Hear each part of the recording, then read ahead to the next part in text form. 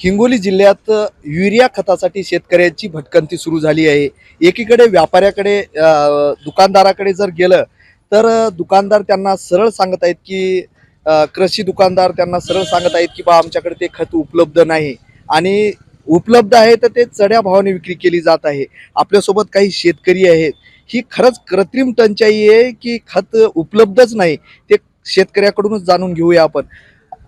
काका, आज तुम्ही शेनगाव शहरात आले खतासाठी, तुम्हाला खत मिळालं का? नाही ना, खत चढ्या भावानं देतो म्हणाले कोणी कोणी, आणि कोणी कोणी तर नाहीच म्हणाले.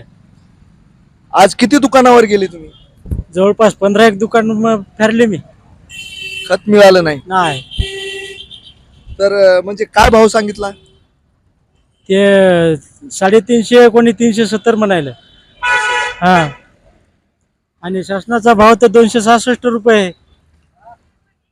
तर हे हा, तर हे अतिरिक्त पैसे कशामुळे काढायले तर दुकानदार? हा, शॉर्टेज असलं की असंच लुटायचं करतं ते. तुम्ही सरकारकडे काय मागणी करसाल या खताच्या? खताला काय, सरकारनं जे आहे ते उपलब्ध करून द्यावं मला त्या रेटमध्ये, आणि दुकानदारावर जरा नजर ठेवा. दुसरं काहीच मागणं नाही. तुम्ही कशासाठी आलता शेनगाव शहरात? खतासाठी झालं होतं, युरियाचा खत मागण्यासाठी. ते दुकानदार नाही म्हणाले, शॉर्टेज आहे म्हणतात. आमच्याकडे असून देईन काही भाव सांगायले. किती दिवसापासून तुम्ही खतासाठी परेशान आहात? 5-6 दिवसापासून. असं तुम्ही म्हणजे खताची तुम्हाला आता गोदाम मध्ये खत दिसलं का? गोदाम मध्ये असेलच ना खत, स्टॉक असेलच ना त्याच्याकडे, पण द्यायचा नाही असेल त्याला. हे दुकानदार जाणून बुजून तुम्हाला बुजून त्रास दिल्यासारखंच वाटायला ना, असून माल देईनच ना. सरकारकडे काय मागणी करसाल तुम्ही याबद्दल? आम्हाला खत उपलब्ध करून द्या म्हणून, आणि जे भाव आहेत त्या भावामध्ये तुमचे सरकारी जे भाव आहेत त्या भावाप्रमाणे आम्हाला खत मिळायला पाहिजे. तुम्हाला काय भाव सांगितला खताचा? 370 रुपये सांगितला. 300 नाही घेतला. 370 भावच नाही तर कुठून घ्या? तुम्ही कशासाठी आलता? आम्हाला गव्हासाठी युरिया लागते. तर शेनगाव मध्ये बरेच 2-4 दुकानं पाहिले, ते नाही म्हणाले युरिया खत. आता आवश्यकता आहे गव्हासाठी खताची, तर खत नाही म्हणल्यानं काय करणार शेतकरी? त्याला 10-5 रुपये कमाई जर भेटली ते आहे म्हणतात, संध्याकाळचा न्या म्हणतात. असं उपलब्ध देत नाही, ते नाही म्हणायले. तर काही ठिकाणी आहे पण तो कसा चढ्या भावाने वाढून पैसे दिले तर भेटतं, नाही तर मग नाही म्हणतात सर्व दुकानदार लोक. मग काय करणार शेतकरी? वापस जाणार गावाकडे.